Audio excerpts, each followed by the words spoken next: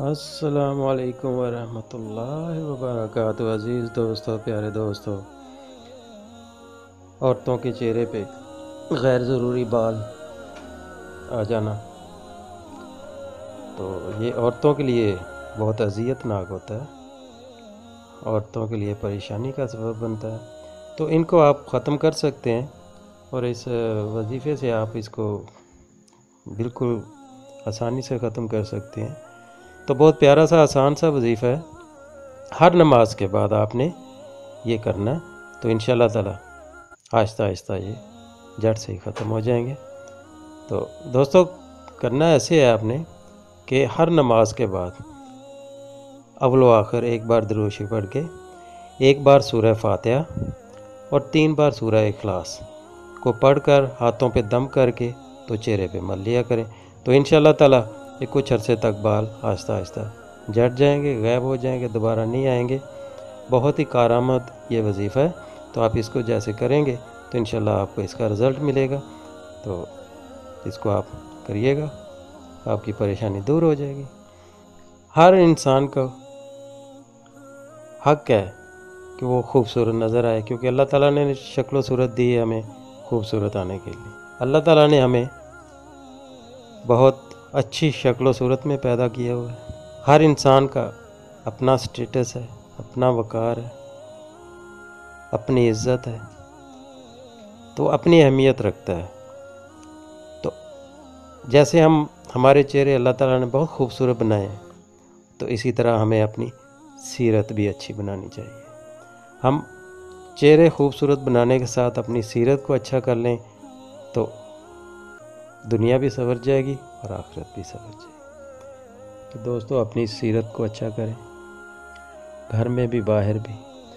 تو دوستو، ہوتا کیا ہے کہ باہر ہم دوستوں کے ساتھ بہت خوش ہیں، ان سے بڑا ملنسار ہیں، وہ ہماری بہت تعریف کرتے ہیں، مگر جیسے ہم گھر میں انٹر ہوتے ہیں تو ماں باپ سے رویہ ٹھیک نہیں ہے، بچوں سے رویہ ٹھیک نہیں ہے، بیوی سے رویہ ٹھیک نہیں ہے، اپنے بہن بھائیوں سے رویہ ٹھیک نہیں ہے۔ تو یہ دوہرا معیار ہے۔ آپ اب ایک معیار رکھیں، تصویر کا ایک رخ رکھیں۔ آپ اگر باہر دوستوں یا کسی کولیگ کے ساتھ یا کام کرتے ہیں جہاں پہ وہاں بڑا آپ خوش اخلاق ہیں، بڑی لوگ آپ کی تعریف کرتے ہیں، تو وہی تعریف گھر میں بھی ہونی چاہیے کہ آپ میرا بیٹا بہت اچھا ہے، میرا باپ بہت اچھا ہے، میرا خامد بہت اچھا ہے، میرا بھائی بہت اچھا ہے۔ تو یہ ہونا چاہیے معیار۔ یہ آپ معیار نہیں ہونا چاہیے کہ آپ باہر تو بہت اچھے ہیں مگر گھر میں آپ ظالم ہیں۔ تو اس طرح یہ رویہ اچھا نہیں ہوتا، کیونکہ حضور صلی اللہ علیہ وآلہ وسلم کے سیرت پڑھیں، کیسے انہوں نے کیا، ازواج مطہرین کے ساتھ کیسے رویے تھے وہ دیکھیں۔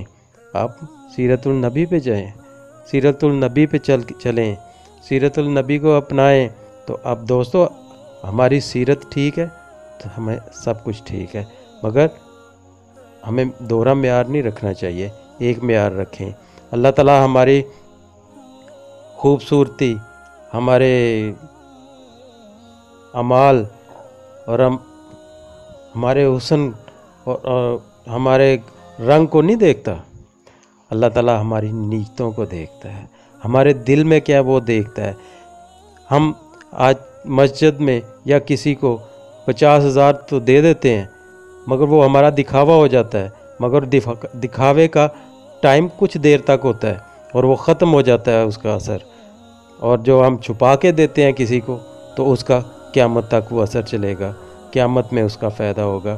اگر ہم کسی کو صدقہ دیتے ہیں تو دکھا کے نہ دیں، چھپا کے دیں، تو پھر دیکھیں وہ صدقہ کیسے بڑھتا ہے، وہ بڑھتا چلا جائے گا، اس کا ثواب بڑھتا جائے گا، وہ آخرت میں اور دنیا میں اس کا آپ کو فائدہ بھی ہوگا۔ یہ اگر کوئی چیز کسی کو دیتے ہیں، صدقہ دیتے ہیں، مدد کرتے ہیں، چھپا کے کریں، کسی کو پتہ نہ چلے، تو اس کا فائدہ ہے۔